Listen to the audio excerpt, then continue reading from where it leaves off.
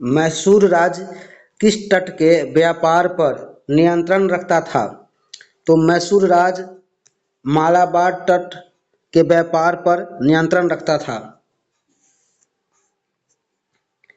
Company Mysore से कौन सी वस्तुएं खरीदती थी? तो कंपनी मैसूर से काली मिर्च और इलायची खरीदती थी।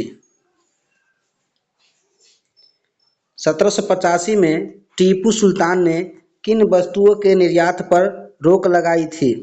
तो टीपू सुल्तान ने चंदन की लकड़ी, काली मिर्च और इलायची पर रोक लगा दी थी। टीपू सुल्तान ने कंपनी के विरुद्ध किस देश के व्यापारियों से घनिष्ठ संबंध बनाया था? तो फ्रांसीसी से टीपू सुल्तान ने घनिष्ठ संबंध बनाया था। टीपू सुल्तान ने अपनी सेना का आधुनिकीकरण किसकी सहायता से की थी? तो टीपू सुल्तान ने अपनी सेना की आधुनिकीकरण फ्रांसीसियों की सहायता से की थी। टीपू सुल्तान को किस नाम से जाना जाता है? तो टीपू सुल्तान को शेर मैसूर के नाम से जाना जाता है। टीपू सुल्तान का उपनाम शेर मैसूर है।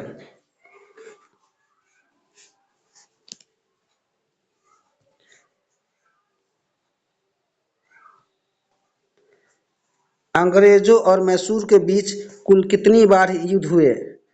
तो अंग्रेज और मैसूर के बीच लगभग 4 बार युद्ध हुआ। पहले मैसूर युद्ध का समय कौन सा था? तो पहला मैसूर युद्ध का समय 1767 से 1769 था। श्रीरंगपट्टनम की आखिरी जंग किस वर्ष हुई थी? तो श्रीरंगपट्टनम की आखिरी जंग 1799 में हुई थी, जिसमें टीपू सुल्तान मारा गया था।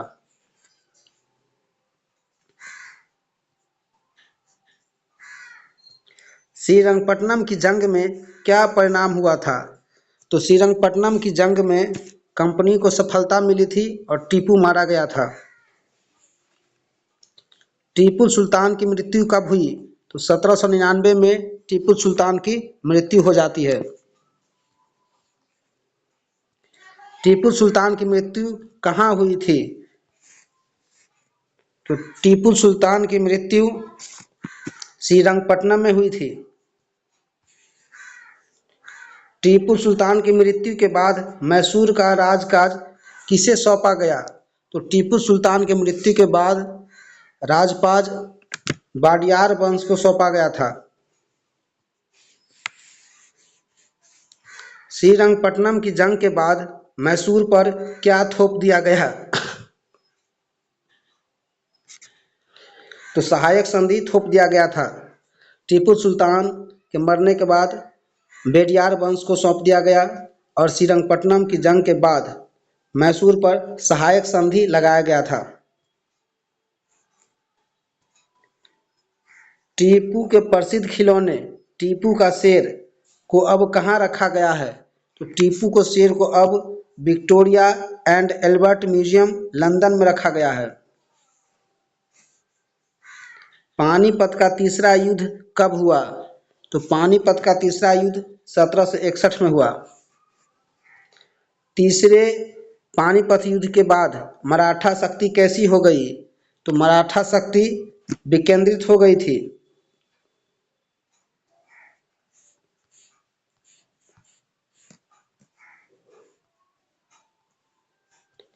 पानीपत के युद्ध के बाद मराठा की सत्ता किन किन के हाथों में बट गई? तो सिंधिया, होलकर, गायकवाड़ और भोंसले में बट गई। मराठा राज्यमंडल कन्फेडरेसी का सर्वोच्च मंत्री कौन कहलाता था? तो पेशवा कहलाता था। पेशवा किस प्रकार का प्रमुख होता था? तो पेशवा सैनिक प्रशासकीय प्रमुख होता था। मराठा सत्ता का केंद्र कहाँ था? तो मराठा सत्ता का केंद्र पुणे में था। महादजी सिंधिया और नाना फडणवीस कौन थे? तो मराठा योद्धा और राजनीतिज्ञ था। पहला मराठा अंग्रेज मराठा युद्ध किस वर्ष हुआ? तो पहला अंग्रेज मराठा युद्ध 1782 में हुआ। पहला अंग्रेजी मराठा युद्ध किस संधि से समाप्त हुआ? तो सालबाई की संधि से समाप्त हुआ था। सालबाई संधि के परिणाम स्वरूप क्या हुआ? तो सालबाई संधि के परिणाम स्वरूप कोई पक्ष जीत नहीं पाया।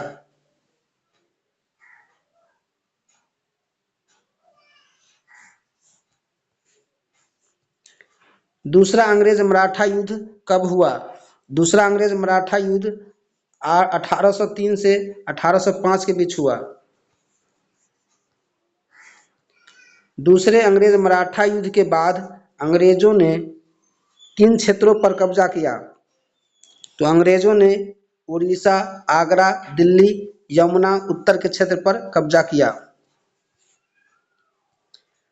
तीसरा अंग्रेज मराठा युद्ध कब हुआ?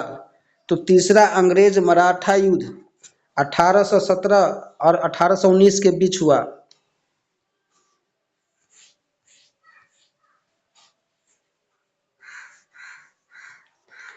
तीसरे अंग्रेज मराठा युद्ध का परिणाम क्या हुआ? तो तीसरा अंग्रेज मराठा युद्ध का परिणाम मराठों की सत्ता समाप्त हो गई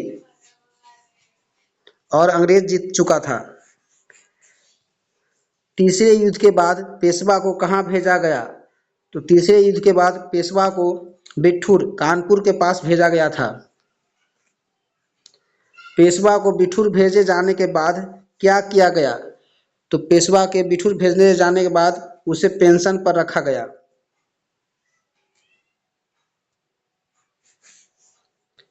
तीसरे मराठा युद्ध के बाद कंपनी का नियंत्रण कहाँ तक फैल गया? तो तीसरे मराठा युद्ध के बाद कंपनी का नियंत्रण विंध्य के दक्षिण के पूरे भूभाग पर फैल गया। सर्वोच्चता की नीति किसके नेतृत्व में शुरू की गई? तो सर्वोच्चता की नीति लॉर्ड हेस्टिंग्स के समय में शुरू की गई।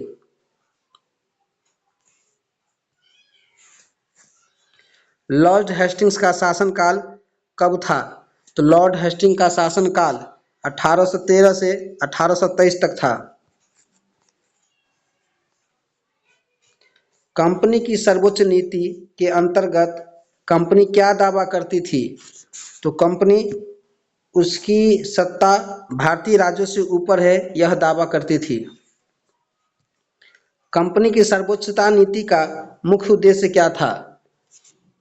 तो भारतीय राज्यों का अधिग्रहण और नियंत्रण करना। कितूर कहाँ स्थित है? तो कितूर कर्नाटक में स्थित है। कितूर राज्य की रानी कौन थी जिन्होंने अंग्रेजों के खिलाफ हथियार उठाया? तो रानी चेन्नम्मा थी। रानी चेन्नम्मा को अंग्रेजों ने कब गिरफ्तार किया? तो 1824 में गिरफ्तार किया।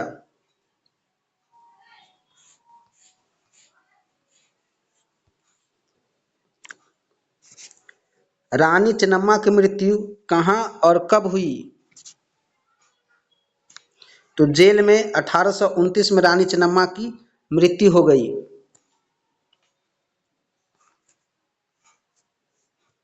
रानी चेन्नम्मा के बाद अंग्रेजों के खिलाफ संघर्ष किसने जारी रखा? तो रानी चेन्नम्मा के बाद रायन्ना ने संघर्ष जारी रखा। रायन्ना किस स्थान के रहने वाले थे? तो रायन्ना सूरत के रहने वाले थे।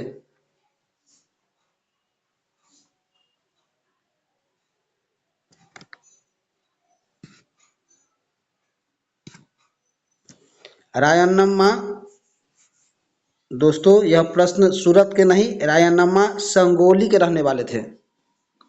रायन्नम्मा किस स्थान के रहने वाले थे? रायन्ना संगोली के रहने वाले थे।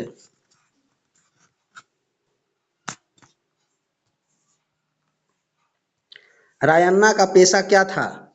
तो रायन्ना का पेशा गरीब चौकीदार थी रायन्ना। रायन्ना को अंग्रेजों ने कब फांसी दी? तो रायन्ना को अंग्रेजों ने 1830 में फांसी दी। रानी चेन्नम्मा और रायन्ना रायन्ना के संघर्ष किस नीति के विरोध में थे? तो यह सर्वोच्चता नीति के विरोध में थे।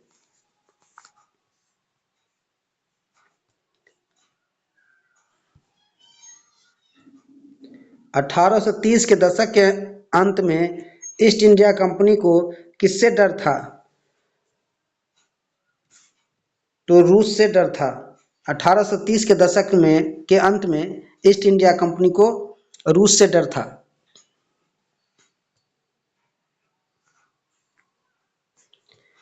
अंग्रेजों और अफगानिस्तान के बीच पहली लंबी लड़ाई कब हुई?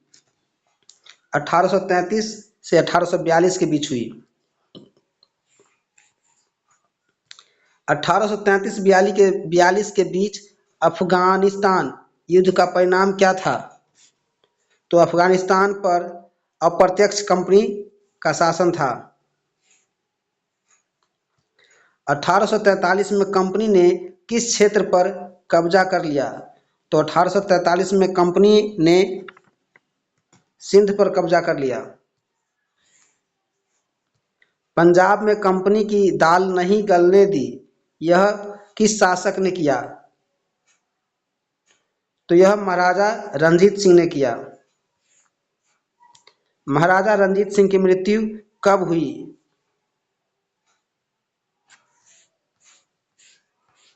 तो महाराजा रणजीत सिंह की मृत्यु 1839 में हुई थी। रणजीत सिंह की मृत्यु के बाद अंग्रेजों ने पंजाब के साथ कितनी लड़ाइयाँ लड़ी? तो 2 लड़ाइयाँ लड़ी थी। अंग्रेजों ने पंजाब का अधिग्रहण कब किया? तो 1849 में किया था।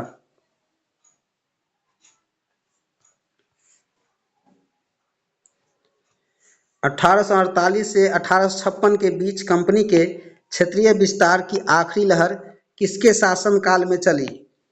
तो यह लॉर्ड डलहौजी के शासनकाल में चला था। लॉर्ड डलहौजी ने कौन सी नीति अपनाई?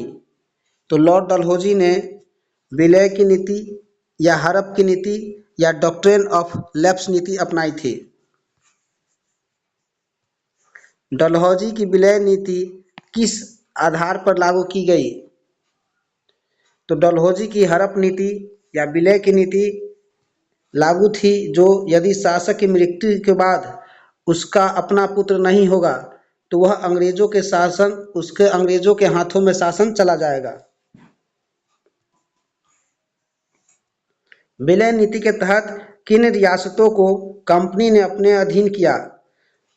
तो विलय नीति के तहत कंपनी ने सतारा, नागपुर और झांसी को अपने अंदर में मिला लिया।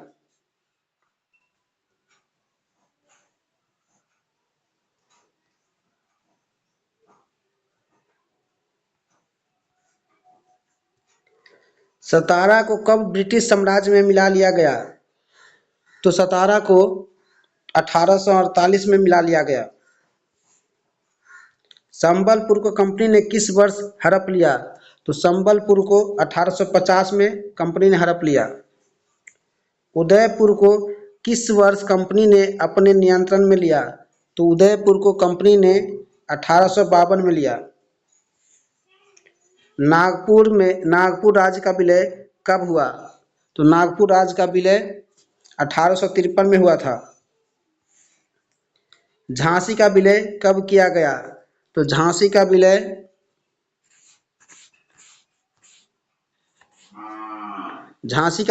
1854 में किया गया था।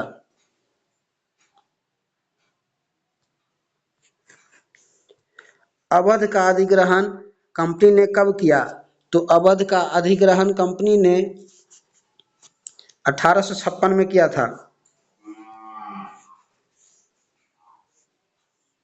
अंग्रेजों ने अवध पर कब्जा करने के लिए कौन सा तर्क अपनाया?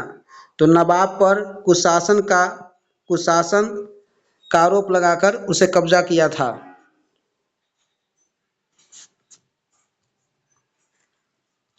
अवध के लोगों ने किस विद्रोह में भाग लिया? तो अवध के लोगों ने 1857 के महान विद्रोह में भाग लिया। वारेन हेस्टिंग्स किस अवधि तक भारत का गवर्नर जनरल रहा? तो वारेन हेस्टिंग्स भारत का गवर्नर जनरल 1873 से 1885 तक रहा। वारेन हेस्टिंग्स ने किसके शासन में कंपनी की शक्ति को मजबूत किया? तो कंपनी का शासन वारेन हेस्टिंग्स ने किसके शासन काल में वारेन हेस्टिंग्स ने किसके शासन काल में कंपनी की शक्ति को मजबूत किया? तो कंपनी की शासन में वारेन हेस्टिंग्स ने कंपनी को मजबूत किया था।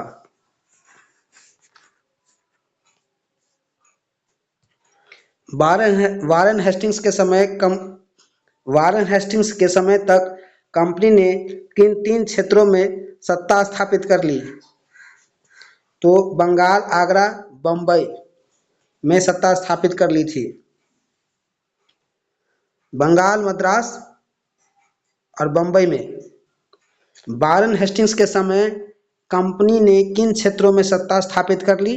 तो बंगाल, मद्रास और बम्बई में कंपनी ने वारेन हेस्टिंग्स के समय सत्ता स्थापित कर ली थी। कंपनी के शासन में ब्रिटिश इलाकों को किस नाम से जाना जाता था? तो प्रेसिडेंसी के नाम से जानते थे। उस समय भारत में कुल कितनी प्रेसिडेंसी थी? तो उस समय भारत में 3 प्रेसिडेंसी होते थे, बंगाल, मद्रास और बम्बई। निम्नलिखित में कौन सी 3 प्रेसिडेंसी थी? तो बंगाल, मद्रास और बम्बई 3 प्रेसिडेंसी होते थे। प्रत्येक प्रेसिडेंसी का शासन किसके अधीन होता था? तो यह गवर्नर के अधीन होता था। 3 प्रेसिडेंसी के ऊपर कौन होता था? तो 3 प्रेसिडेंसी के ऊपर गवर्नर जनरल होता था।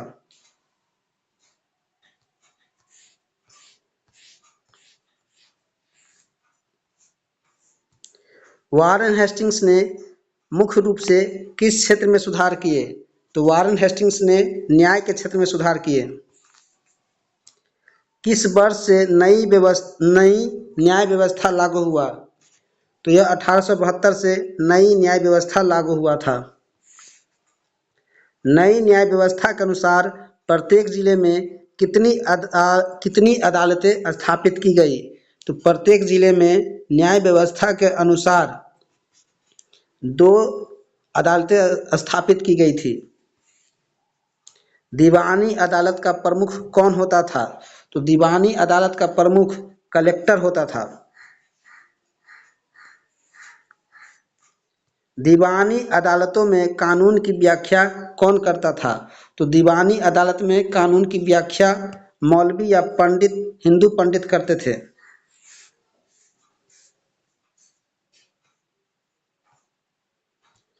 फौजदारी अदालत किसके अधीन थी? तो फौजदारी अदालत काजी और मुफ्ती के अधीन होते थे।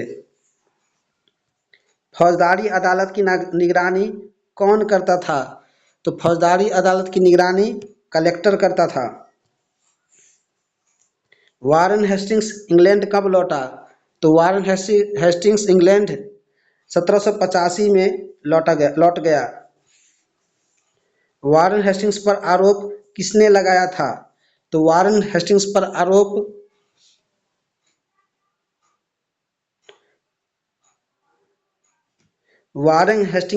आरोप एडमंड बर्क ने लगाया था। वारेन हेस्टिंग्स पर किस बात का आरोप लगाया गया था? तो वारेन हेस्टिंग्स पर बंगाल का शासन सही ढंग से न चलाने पर आरोप लगाया गया था। दोस्तों, ये प्रश्न को हम फिर से देख लेते हैं।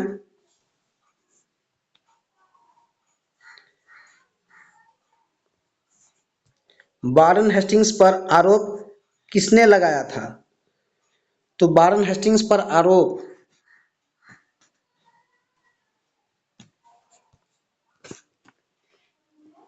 वारेन हेस्टिंग्स पर आरोप किसने लगाया था? एडमंड बर्क ने लगाया था। वारेन हेस्टिंग्स पर किस बात का आरोप लगाया गया था? बंगाल का शासन सही ढंग से न चलाने पर। वारेन हेस्टिंग्स पर ब्रिटिश संसद में क्या कार्रवाई हुई? तो ब्रिटिश संसद में वारेन हेस्टिंग्स पर महाभियोग की कार्रवाई हुई थी।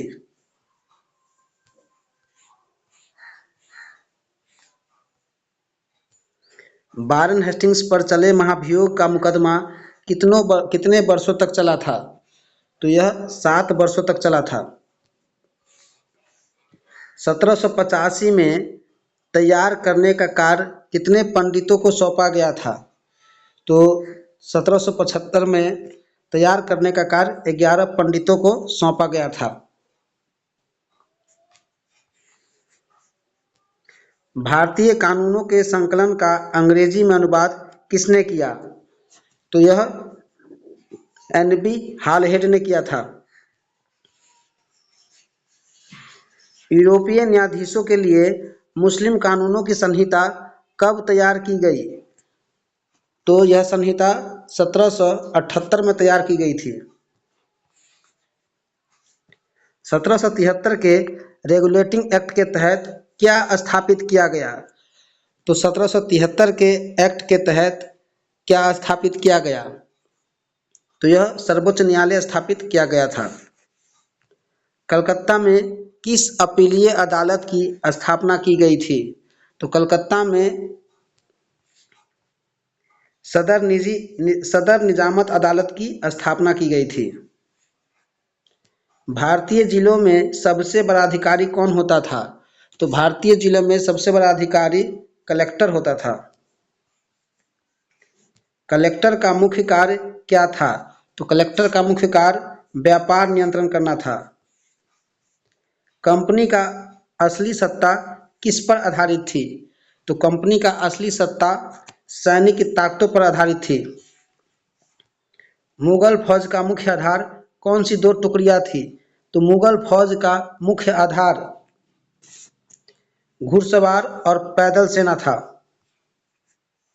मुगल सेना में सवारों की क्या स्थिति थी? तो मुगल सेना में सवारों की स्थिति उनका दबदबा रहता था।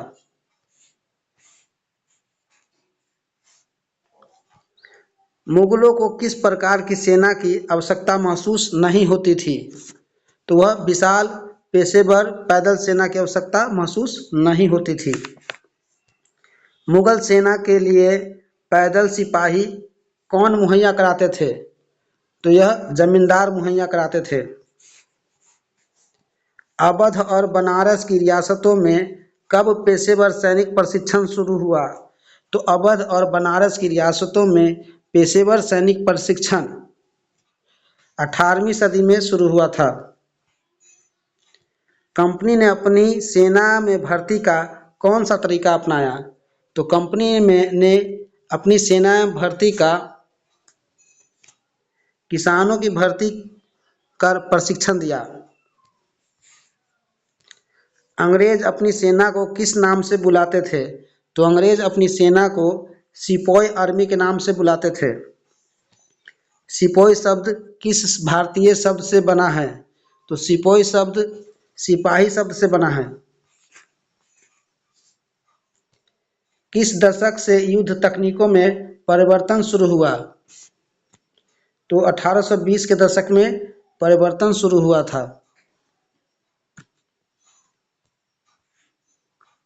1820 के दशक के बाद किस टुकड़ी की आवश्यकता कम हो गई? तो 1820 के दशक के बाद घुड़सवार टुकड़ी की आवश्यकता कम हो गई। ब्रिटिश साम्राज्य किन देशों में भी युद्ध लड़ रहा था? तो ब्रिटिश साम्राज्य बर्मा, अफगानिस्तान और मिस्र में भी युद्ध लड़ रहा था।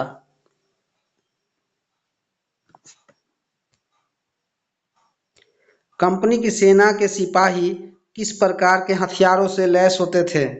तो कंपनी की सेना के सिपाही किस प्रकार के हथियार से लैस होते थे? तो यह मस्केट और मैचलॉक रखते थे। बदलती युद्ध तकनीक के कारण कंपनी की सेना में किसकी महत्ता बढ़ी? तो यह तोपखाने की महत्व बढ़ी थी। मस्केट क्या थी? तो मस्केट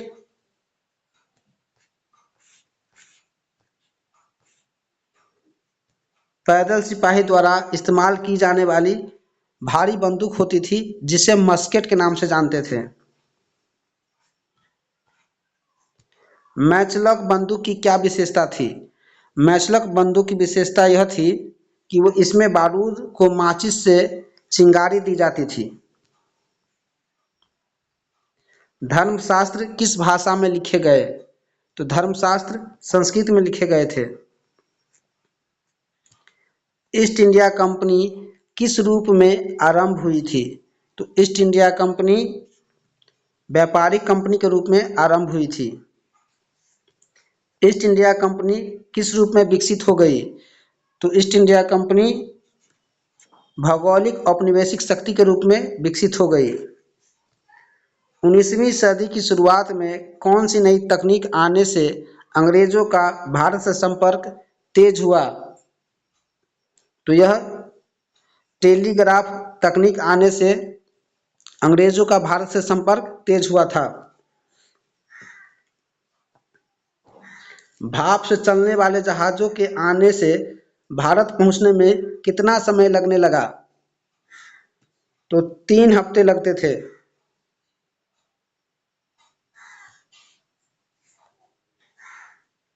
भाप तकनीक से आने वाले पहले समुद्र मार्ग से भारत पहुंचने में कितना समय लगता था?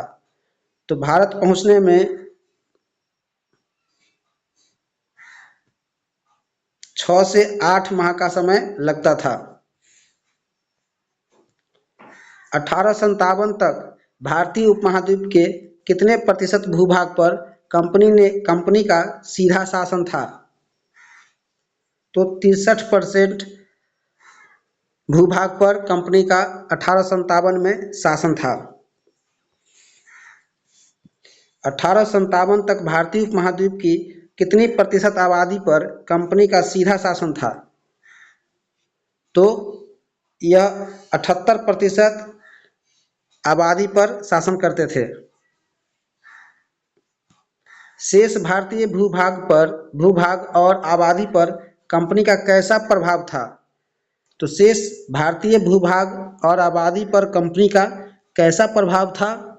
तो यह अप्रत्यक्ष प्रभाव था।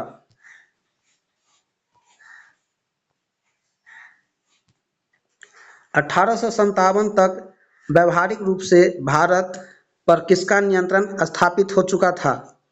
तो यह ईस्ट इंडिया कंपनी का नियंत्रण स्थापित हो चुका था। तो दोस्तों, हमारा यह चैप्टर समाप्त हो चुका है। मिलते हैं नेक्स्ट वीडियो में नेक्स्ट चैप्टर के साथ। धन्यवाद।